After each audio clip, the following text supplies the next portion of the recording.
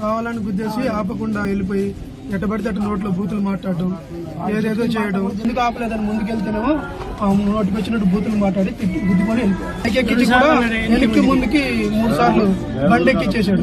అతను డ్రైవర్ కూడా కాదు, ఆయన వేరే అతను. కావాలని ప్రభుత్వాలు అతను ఆయన కావాలని తొక్కించుకొని వెళ్ళిపోయారు.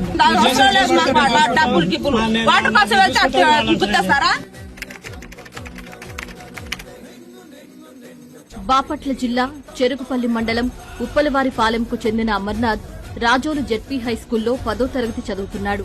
బాలుడికి తండ్రి లేరు. తల్లి మాధవితో పాటు సోదరి ఉన్నారు. తెల్లవారుజామున 5:30 గంటలకు అమర్నాథ్ ఇంటి నుంచి సైకిల్పై ట్యూషన్కు బయలుదేరాడు. రాజోలు శివార్లలో అడ్డుకున్న 4 యువకులు పక్కనున్న పొలాల్లోకి లాక్కెళ్లారు. కాళ్లు కట్టేసి మొక్కజొన్న బస్తాల చాటున పడేసి అత్యంత కిరాతకంగా పెట్రోలు పోసి నిప్పు పెట్టారు. కొన ఊపిరితో ఉన్న అమర్నాథ్ గుంటూరు జీజీహెచ్కు తరలించిన కాసేపటికే ప్రాణాలు కోల్పోయాడు. అయితే చనిపోయే ముందు పాము వెంకటేశ్వర్రెడ్డితో పాటు మరో 3 కలిసి పెట్రోల్ పోసి నిప్పు పెట్టారని చెప్పాడు. అమర్నాథ్ సోదరుని పాము వెంకటేశ్వర్రెడ్డి కొన్ని రోజులుగా వేధిస్తున్నట్లు ఆరోపణలు ఉన్నాయి. దీనిపై గతంలో గొడవలు కూడా జరిగాయని బాలుడి తాత రెడ్డయ్య తెలిపారు. అప్పట్నుంచి పిల్లాడిపై వాళ్లు పగ పెంచుకున్నారని చెప్పారు.